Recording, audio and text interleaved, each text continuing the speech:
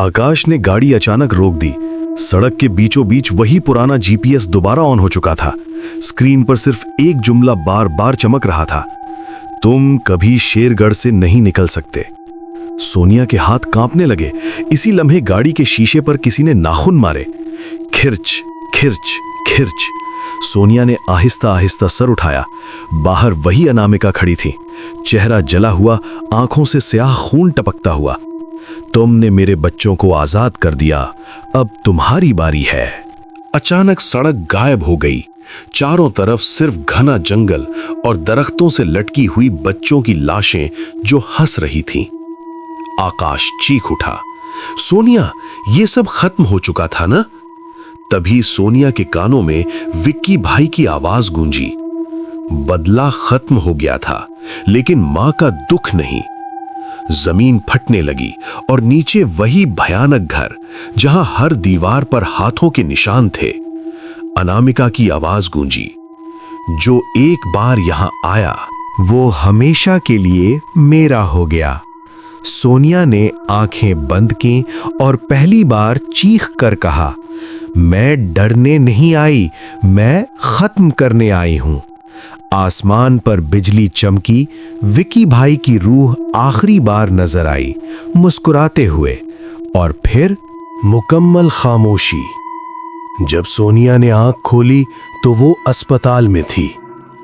Doctor ने कहा, आप 3 दिन से बेहोश थीं, और शेरगढ़, वो जगह तो 20 साल पहले जलकर राख हो चुकी थी।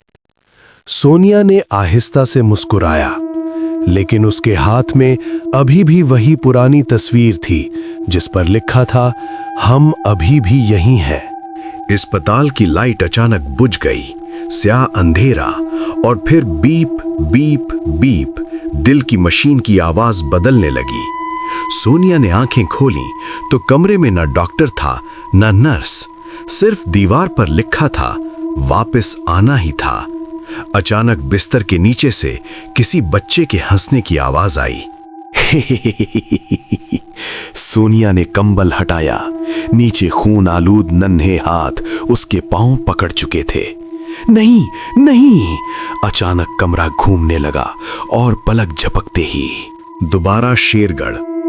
वो फिर उसी जंगल में खड़ी थी, सामने वही पुराना भयानक घर, लेकिन अब दरवाजे पर नया नाम लिखा था, अनामिका आश्रम।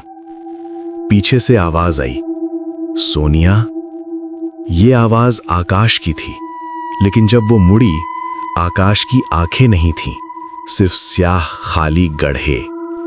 हम यहां से नहीं निकले थे, तुमने हमें छोड़ दिया था। सोनिया पीछे हटी तो किसी ने उसके कान में सरगोशी की, तुमने एक रूह को आजाद किया, लेकिन 100 को जगा दिया। अनामिका की असल हकीकत। अचानक दीवारें बोलने लगीं। हर दीवार पर कैद रूहें चीख रही थीं। अनामिका की आवाज गूंजी, मैं बुरी नहीं थी, मैं अकेली थी। मंजर बदला। अनामिका जिंदा थी और उसका बेटा अजय उसके सामने खड़ा था। मैं आपके साथ रहना चाहता हूं, लेकिन अजय को जबरदस्ती ले जाया गया। अनामिका चीखती रही और उसी चीख ने उसे कुछ और बना दिया। जब मेरा बेटा नहीं रहा तो मैंने सब बच्चों को अपना बना लिया।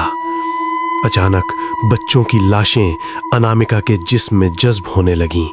वो अब इंसान नहीं थी, वो मां बन चुकी थी जो किसी को छोड़ना नहीं चाहती थी। विक्की भाई का राज, नया इंकिशाफ। विक्की की रूह नमूदार हुई। सोनिया, मैं मरा नहीं था, मैंने खुद को कुर्बान किया ताकि तुम जिंदा रहो, लेकिन मेरी रूह इसलिए कैद हुई क्योंकि तुमने सच कबूल नहीं किया।